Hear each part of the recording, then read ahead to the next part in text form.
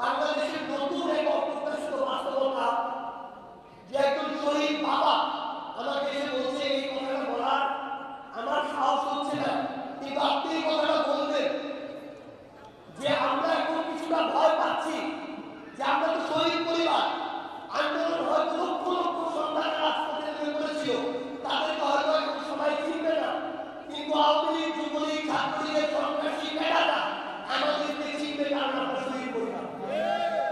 আমরা ভয় পাচ্ছি যে তারা এখন যেভাবে আবার বিভিন্ন ব্যক্তি, গোষ্ঠী, প্রতিষ্ঠান, দল এদের সহযোগিতায় তারা এখন আবার যেভাবে উন্মুক্ত চলাফেরা করছে, আমরা ভয় পাচ্ছি আমাদের কখন না কি হয়। আমাদের এখানে শহীদ পরিবার এসে বলছেন, এখানে অনেক শহীদ পরিবার ছিলেন, এখন হয়তো নেই, যাদের সন্তানরা এই পৃথিবীতে এসেছেন কিন্তু বাবার মুখ দেখেননি, তাদের বাবা এই জুলাই আগস্টের পৃথিবী ছেড়ে চলে গিয়েছেন, তারা জন্ম নিয়েছেন 5ই আগস্টের পরবর্তী সময়।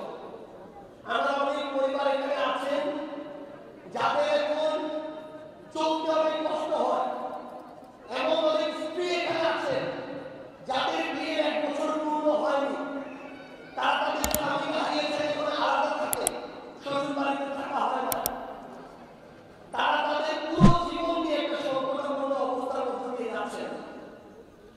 এই মেসেজগুলো এখানে বসে এই অন্তর্বর্তীকালীন সরকারের প্রত্যেক উপদেষ্টা শুনতে হবে এবং এটা শুনতে তারা বাধ্য। এই কথাগুলো বাংলাদেশের এই অন্তর্বর্তীকালীন সরকারের এই বর্তমান প্রধান উপদেষ্টা থেকে শুরু করে যারা আছে তাদের প্রত্যেককে এখানে শুনতে হবে এবং তারা এটা শুনতে বাধ্য। আমাদের অনেক দায় আছে, দায়বদ্ধতা আছে, কিন্তু আমাদের ভিতরে একটা কোঅর্ডিনেশনের গ্যাপ তৈরি হয়েছে, আমাদের এটা এখন পূরণ করতে হবে। আমি আপনাদেরকে একটা অনুরোধ করি, দয়া করে আমার এই শহীদ পরিবারটা কোনো দলে না হয়ে যায়। যেদিন আপনারা কোনো দলে হয়ে যাবেন সেদিন আপনারা আপনাদের অধিকারের জন্য কথা বলতে পারবেন না, আপনাদের মুখে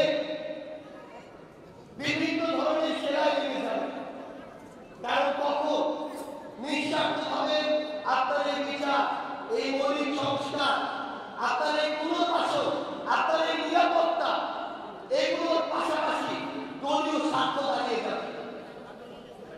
আজকে জুলাই সনদ হতে কত ধরনের কত কথা, আমরা একবার দাঁড়াতে চেয়েছিলাম ডিসেম্বরের মধ্যে, হয়নি।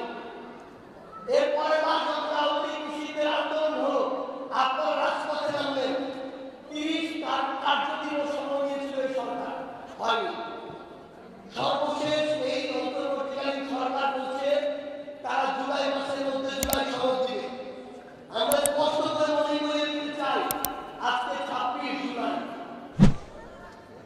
জুলাই মাসের 4 দিন বাকি আছে।